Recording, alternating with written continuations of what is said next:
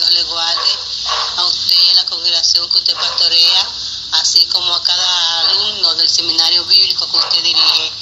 Le habla la hermana Carmen González y tengo una pregunta y es la siguiente sobre la primera carta del apóstol Pablo a Timoteo, en su capítulo 2, verso 15, donde dice que la mujer se salvará engendrando hijos. Me gustaría que por favor, dentro de lo posible, usted pueda aclararnos ese texto bíblico, ya que es como un poco difícil de entender a qué tipo de salvación se refiere el apóstol Pablo, porque la palabra dice que por fe somos salvos y no por obra para que nadie se gloríe.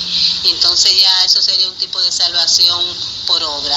Me gustaría que por favor nos aclare qué tipo de salvación es, Pastor Fran Mendoza. Dios le bendiga y Dios le guarde y gracias por enseñarnos. ¿La mujer se salvará engendrando hijos? Es la gran pregunta que vamos a descifrar.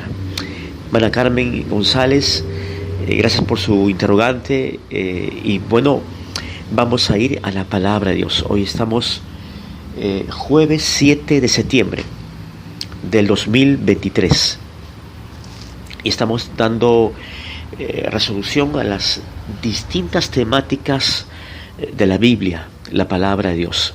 Muy bien, abra su Biblia en 1 Timoteo capítulo 2. Una de las reglas o postulados para poder construir una hermenéutica, una correcta, argumentada interpretación del texto bíblico es indudablemente tomar en cuenta el contexto, ¿verdad? El contexto, Mana Carmen, de este texto, de este versículo 15 que vamos a lecturar. 1 Timoteo capítulo 2, versículo 15, dice, pero se salvará, hablando de la mujer, ¿verdad? Pero se salvará engendrando hijos, si permaneciere en fe, amor y santificación con modestia. Bien, vamos a poder lecturar el contexto inmediato anterior. Un contexto es un tejido que rodea un texto. Un texto sacado de su contexto es un pretexto. Se torna una enseñanza herética, errónea, adulterada. Y muchos, lamentablemente, extraen un texto de su contexto correspondiente, literario, gramatical, para darle una incorrecta y no valedera interpretación. Es decir, se delinea una exégesis en vez de darle una exégesis al pasaje bíblico, al texto de estudio. La exégesis consiste en sacar la esencia, extraer el sumo de lo que la escritura nos muestra. ¿Cuál es el pensamiento original, la idea central de lo que afirma un determinado versículo? Y la exégesis e eisegesis es pues sacar una interpretación antojadiza, subjetiva y no objetiva, ¿verdad?, de la palabra de Dios. Amén. ¿Estamos de acuerdo, hermana Carmen? Bien, con esto en mente vamos a leer los versículos 9 al 14 que corresponden pues al contexto inmediato anterior. Versículo 9. Asimismo, que las mujeres se atavíen de ropa decorosa, con pudor y modestia, con peinado, no con peinado ostentoso, ni oro, ni perlas, ni vestidos costosos, sino con buenas obras. Versículo 10. Como corresponde a mujeres que profesan piedad. Bien, el apóstol Pablo se enfoca en la mujer. Se enfoca en la mujer. Y del versículo 9 al 15, Pablo habla de la mujer. El enfoque es la mujer creyente. Bien, ¿no es cierto? Que las mujeres se atavíen, se vistan con decoro, decoración, con pudor, con modestia, como mujeres dignas, entonces, de ser llamadas hijas de Dios. Hemos asistido a congregaciones locales en donde hay mujeres cristianas que alaban a Dios, incluso dentro de la plataforma, en el escenario, en el ministerio de la alabanza, y lo hacen con una ropa llamativa, es decir, pantalones ajustados, ceñidos, para llamar la atención de la mirada masculina, no con decoro, no con modestia, sino pues vestimenta sensual. Amén. Para que el hombre pueda percibir pues la anatomía femenina, y esto no es bíblico. El apóstol Pablo hace un llamado de atención, un llamado serio de atención, para poner de relieve pues el uso del atuendo correcto. Está la moda unisex, pantalones para mujeres. Claro que una mujer puede vestir, pero que no son ceñidos, sino que la idea es que una mujer se vista de forma digna, no con sensualidad, sino con decoro, con moderación, combinados pues no ostentosos tampoco ni llamativos. Hoy por hoy incluso hasta se pinta el cabello. Hay mujeres que se pintan de color verde, rojizo, muy encendido. Entonces tengamos cuidado. El tema del cabello es muy aparte, ¿no? Ya en su momento lo vamos a estudiar. Amén. Dice, ni oro, ni perlas, ni vestidos costosos. O sea, todo lo que reviste algo que transmita vanagloria. A las mujeres le gusta pues lucirse bien, y eso es bueno, ¿no? Pero hay formas de lucirse bien para que la mujer luzca hermosa, atractiva, pero no como una mujer sensual, mundana, sino una mujer cristiana, digna de Cristo, y que atraiga a su esposo y que luzca muy bien, con esplendor, con esplendidez.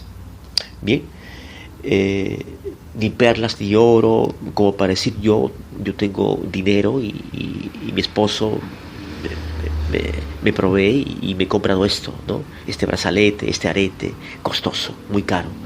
Nada de eso. Bien, dice mujeres que profesan la piedad. La piedad ahí habla del amor, es indicativo del amor a Dios. Es el cultivo principal, la hermosura espiritual. ¿Estamos en lo correcto? ¿Sí? ¿Me siguen? ¿Mana Carmen? Muy bien. Lo entiende perfectamente. Versículo 11. La mujer aprenda en silencio. Dice, con toda sujeción. ¿Por qué? ¿Por qué esta prohibición paulina? Porque en el contexto de la iglesia de Éfeso y de Corinto, las mujeres, pues había una cultura impregnada en la mujer, el feminismo. Existía el machismo dentro del judaísmo, dentro de los israelitas, el machismo. El hombre se vanagloriaba, se ensoberbecía, pero también existía el feminismo como una contrapartida, como una reacción de la mujer de poder liderar sobre el varón, incluso por sobre el varón. Entonces, tanto el machismo, nótese bien, hermana Carmen, y quienes nos sintonizan en nuestro canal de YouTube, tanto el machismo como el feminismo son posturas o corrientes pecaminosas, que realmente Dios no aprueba. Entonces, por eso dice el apóstol Pablo, ustedes que son feministas, que quieren liderar, no, usted mujer, hable en silencio, en sujeción, sométase a la autoridad del varón, y no ande por encima de la autoridad del varón, del hombre. Amén. Versículo 12, porque no permito a la mujer enseñar. Claro, enseñar, la mujer está llamada a hacerlo, a enseñar, pero no violentando la autoridad, la jefatura que Dios delegó al hombre. Bien, dice, ni ejercer dominio sobre el hombre. El apóstol Pablo es bien radical. No ejercer dominio sobre el hombre, sino estar en silencio, escuchándole, sin hablar, en silencio. ¿Por qué? Porque había feminismo, pero en segundo lugar, versículo 13, porque Adán fue formado primero, hay un orden ahí, el orden de la creación, después Eva. ¿Por qué el apóstol Pablo da la prohibición a la mujer de poder liderar y enseñar por encima del hombre? Porque había feminismo, número uno, anótelo, feminismo, esta actitud soberbia de la mujer, de querer ser más que el hombre, por encima del hombre, en su jefatura, en su liderazgo. Segundo, el orden de la creación, Primero fue creado Adán, luego fue creado, o fue formado, no creado, sino formada Eva de la costilla de Adán. Bien, amén. Versículo 14, y luego hay una tercera razón que el apóstol Pablo delinea. Dice, y Adán no fue engañado, sino que la mujer, siendo engañada, incurrió en traición. Eva fue incauta, como dice el apóstol Pablo en 2 de Corintios. Vamos a leerlo, 2 de Corintios, en el capítulo 11, en el versículo 3. Pero temo que como la serpiente, que de la misma forma que la serpiente con su astucia engañó a Eva, vuestros sentidos sean de alguna manera extraviados de la sincera fidelidad a Cristo. Así como la serpiente engañó con su astucia a Eva, Eva de hecho fue engañada, pecó pero por engaño. Amén. El padre de toda mentira, Satanás el diablo, estaba frente a Eva en el Edén y la sedujo, la hizo incurrir en pecado, errar el blanco. Hemos aprendido lo que es el pecado, errar el blanco, hamartía en el griego. Entonces, la mujer no podía enseñar porque había feminismo, por el orden de la creación, y porque fue engañada, fue incauta. El hombre es más intelectual, más calculador, la mujer es más emotiva. Y en este contexto, el engaño de la mujer fue objeto del engaño de la serpiente. Versículo 15. Pero se salvará, pero ante ese engaño, ante ese objeto, ante esa, victimización de la mujer, porque fue objeto de engaño de parte de Satanás el diablo, y de esta forma pecó, ella se salvará. Hay una esperanza, dice el apóstol Pablo. Se salvará, pero se salvará, no obstante ello, engendrando hijos, si permaneciera en fe, amor y santificación con modestia. Se salvará, dice. No.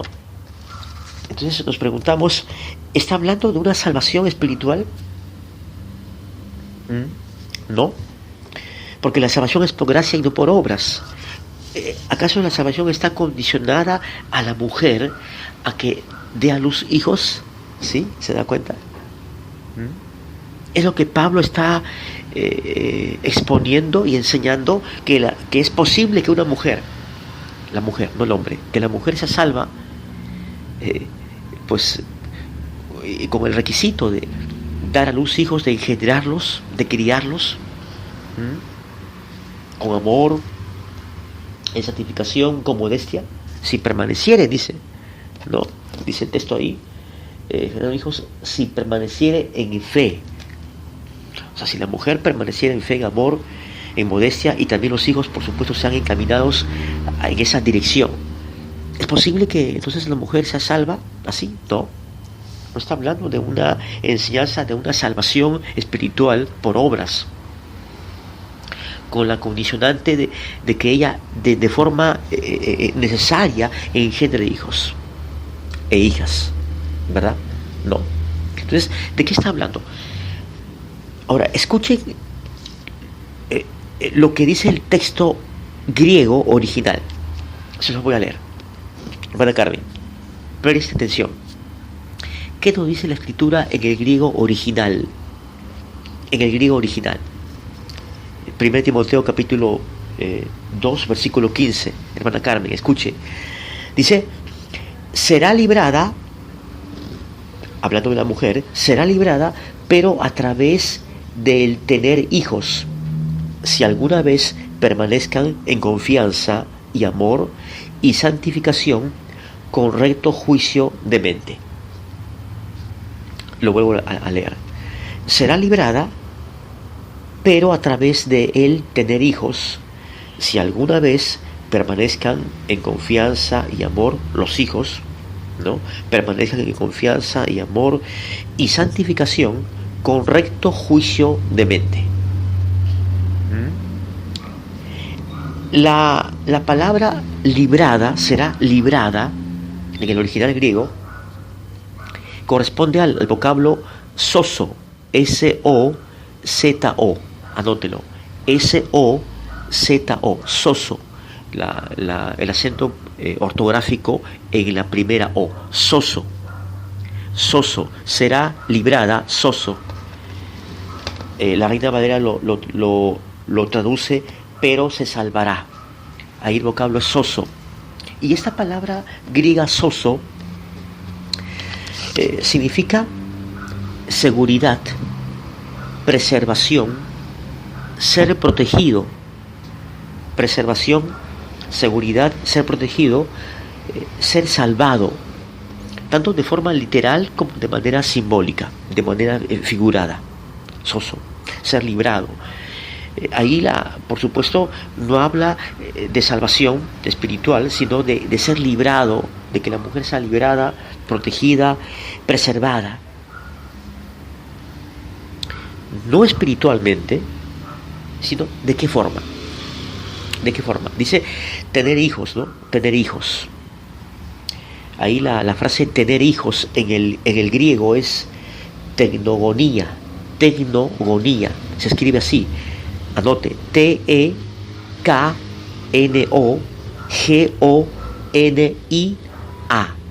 Tecnogonía. Tecnogonía. Esta frase tener hijos significa alumbramiento, maternidad. Habla, por supuesto, de una mujer embarazada que ya da a luz hijos. Maternidad, alumbramiento. La última parte del texto de este versículo en griego dice con recto juicio de mente. Aquí en la Reina Valera leemos con modestia. Modestia, recto juicio de mente. Y es la palabra griega sofrosune. Sofrosune. S-O-F-R-O-S-U-N-E. Sofrosune. Que significa recto juicio de mente, cordura de mente, dominio propio, modestia. Hay mujeres que tienen dominio propio, ¿sí? Hay mujeres que tienen modestia, que tienen cordura mental. Qué importante es tener la cordura, la modestia, el dominio propio en lo que hagamos, en lo que decimos, en lo que vestimos también. Entonces, ¿está hablando acaso de una salvación? ¿De qué forma la mujer se salvará engendrando hijos? ¿De qué forma? Muy bien, respuesta. Escuchen. De la misma forma que, así como la mujer, porque fue engañada por la serpiente en el Edén, la mujer Eva introdujo al hombre en el pecado, ¿sí? O sea, primero que pecó no fue Adán, sino Eva. El pecado en vez de decir el pecado de Adán y Eva, diríamos el pecado de Eva y Adán, ¿verdad? Eva introdujo al hombre en el pecado.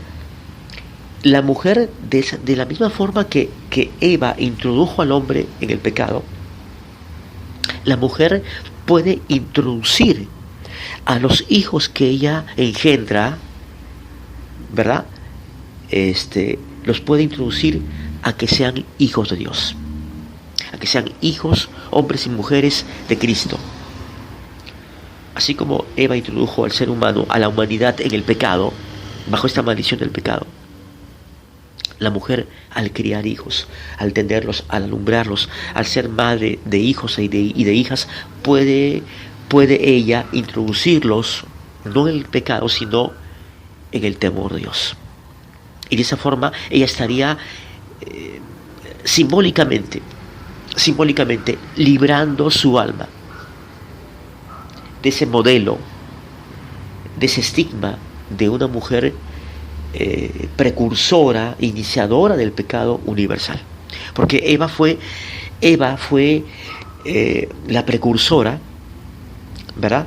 La iniciadora del pecado universal, porque a través de ella se introdujo el pecado.